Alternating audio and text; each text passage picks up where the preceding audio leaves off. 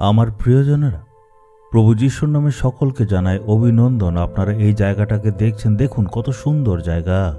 এই জায়গাটাকে একসময় বার্মা নামে জানা যেত, কিন্তু এখন এর নাম হচ্ছে মায়ানমার।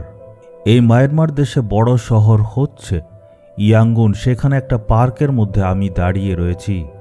চারদিকে দেখুন সবুজ গাছ রয়েছে, আর এখানে বড় একটা দিঘি আছে।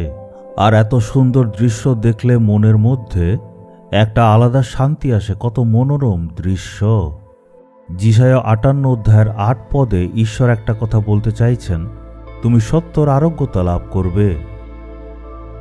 এখানে ঈশ্বর আপনাকে দেখি প্রতিজ্ঞা করে বলছেন, হে আমার ছেলে, তোমার জীবনে আরোগ্যতা আসবে। হে আমার মেয়ে, তোমার জীবনে আরোগ্যতা আসবে। আজকে আপনি হয়তো বলছেন, আমার জীবন শেষ হয়ে গেছে, একটা শুকনো গাছের মতো আমার জীবন একদম শুকিয়ে গেছে। কিন্তু ঈশ্বর সব পাল্টাবেন। আপনার এই জীবনকে ঈশ্বর নিশ্চয়ই পাল্টে দেবেন। আপনার জীবনে যে জায়গাগুলি শুকনো সেটাকে উনি সবুজ করে দেবেন। ঈশ্বর আপনার জন্য একটা আনন্দের জীবন রেখেছেন। এতদিন আপনার জীবনে অসুস্থতা ছিল, আর্থিক দরিদ্রতা ছিল, দুর্বলতা ছিল। এই সব কিছু পাল্টে ঈশ্বর আপনাকে একটা আরোগ্যতা দান করবেন। ঈশ্বর আপনার জন্য সমৃদ্ধিশীল জীবন রেখেছেন, কারণ আপনাকে সমৃদ্ধিশীল জীবন দেওয়ার জন্যই প্রভু যিশু ক্রুশে মৃত্যুবরণ করবার জন্য নিজেকে সম্পূর্ণ অর্পণ করে দিয়েছিলেন।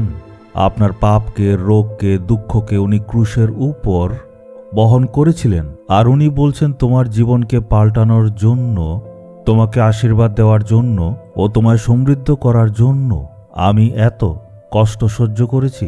আমাদের বিশ্বাসের সহিত বলতে হবে, হে প্রভু যিশু, আপনি আমার দুঃখ, কষ্ট, যন্ত্রণাকে পাল্টাবার জন্য মারা গেছেন। আমি বিশ্বাস করি আমার সকল অভিশাপ আপনি বহন করেছেন। খুব শীঘ্রই আপনি আমাকে আশীর্বাদ করবেন, বিশ্বাস করি। এমনভাবে প্রার্থনা করলে আজকের থেকে আপনি পরিবর্তন দেখবেন।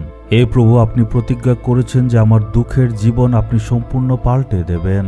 তাই আমার জীবনে আপনি অলৌকিক কাজ করুন। আমার সকল দুঃখ পাল্টে আপনি আনন্দ দিন। যিশুর নামে চাইলাম, amen, amen. Jesus redeems Bengali YouTube চ্যানেলটি সাবস্ক্রাইব করুন, বেল আইকনটি ক্লিক করুন আমাদের প্রতিদিনের নতুন প্রোগ্রাম সম্পর্কে আপডেট পেতে।